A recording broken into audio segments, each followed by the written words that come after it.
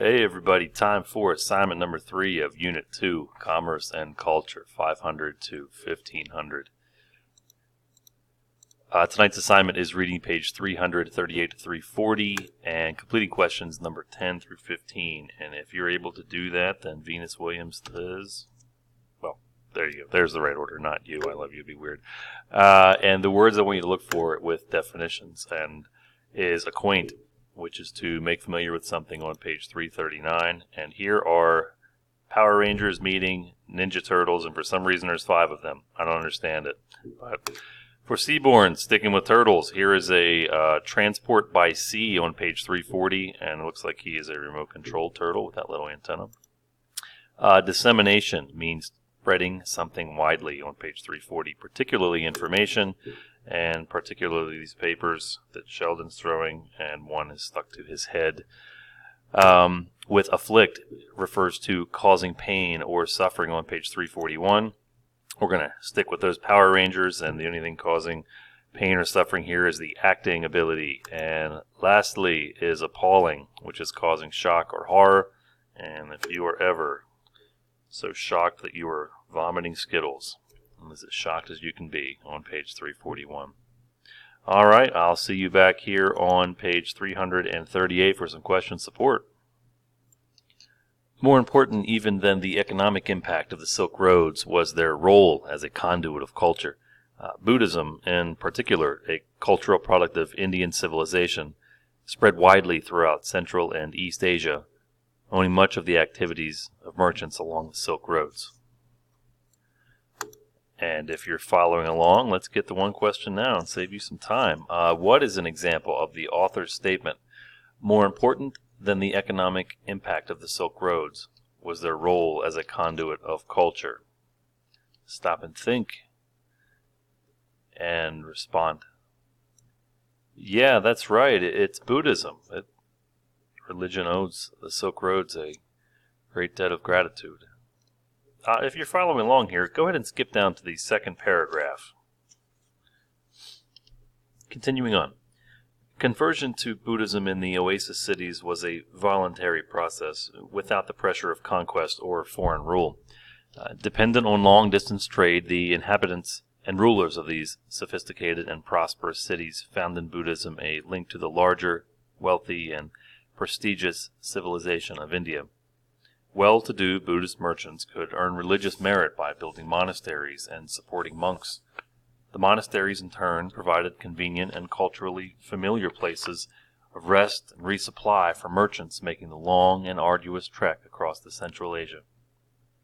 Many of these cities became cosmopolitan centers of learning and commerce. Scholars have found thousands of Buddhist texts in the city of Duang, where several branches of the Silk Roads joined to enter western China, together with hundreds of cave temples lavishly decorated with murals and statues. Outside of the oasis communities, Buddhism progressed only slowly among pastoral peoples of Central Asia. The absence of written language was an obstacle to the penetration of a highly literate religion, and their nomadic ways made the founding of monasteries, so important to Buddhism, quite difficult.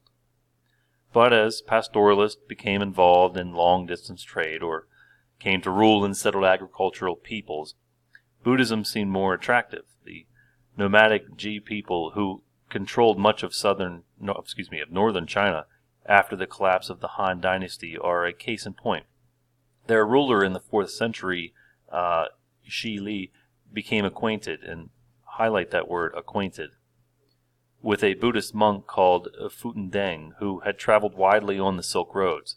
The monk's reputation as a miracle worker, a rainmaker, and a fortune teller, and his skills as a military strategist cemented a personal relationship with Shi Li and led to the conversions of thousands and the construction of hundreds of Buddhist temples. In China itself, Buddhism remained for many centuries a religion of foreign merchants or foreign rulers. Only slowly did it become popular among the Chinese themselves, a process examined much more in the next chapter. So, question 11, why did Buddhism appeal to merchants? Stop and think and respond. Actually, I don't like that question. just write skip this. No reason. I don't want you to answer that. Yeah, you're welcome. Continuing on. As Buddhism spread across the Silk Roads from India to Central Asia, China, and beyond, it also changed. The original faith had shunned the material world, but Buddhist monasteries and the rich oasis towns of the Silk Roads found themselves very much involved in secular affairs. Some of them became quite wealthy, receiving gifts from well-to-do merchants, artisans, and local rulers. The begging bowls of the monks became a symbol rather than a daily activity. Sculptures and murals in the monasteries depicted musicians and acrobats, women applying makeup, and even drinking parties. Question 12. How did Buddhism change as it spread across the Silk Roads? Stop and think and respond. Yeah, that's right. Suddenly these monasteries began to have material possessions, very different from traditional Buddhism. And if you're listening, go ahead and skip over to page 340 with disease in transit. Beyond goods and cultures, diseases too traveled the trade routes of Eurasia and with devastating consequences. Each of the major population centers of the Afro-Eurasian world had developed characteristic disease patterns, mechanisms for dealing with them, and in some cases, immunity to them. But when contact among human communities occurred, people were exposed to unfamiliar diseases for which they had little immunity or few effective methods of coping. An early example involved Athens, which in 430 to 429 BCE was suddenly afflicted by a new and still unidentified infectious disease that had entered Greece via seaborne, and highlight that word, seaborne, trade from Egypt, killing perhaps 25% of its army and permanently weakening the city-state. Question 13 is crossed out. You're welcome. And question 14, describe what happened in Athens from 430 to 429 BCE because of disease. Stop and think and respond.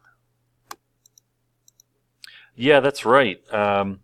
The early example of a disease devastated Greece by killing approximately 25% of their army because of disease through trade.